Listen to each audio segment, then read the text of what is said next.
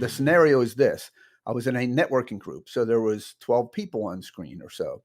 So I only had a small part of the screen like you see here up at the top. But I wanted to talk about my webcam lighting tips. So I said, it went in this order. I turned one level on, one item on in OBS. Now webcam lighting tips is big text that can be read even though I'm taking up only a small piece of the screen.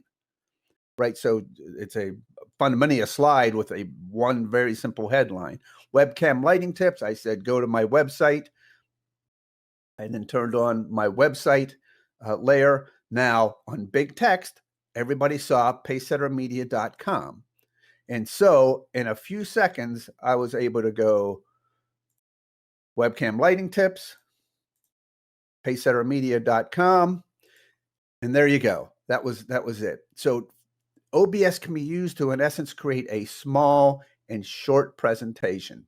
And that's how I used it, and that's how I applied it.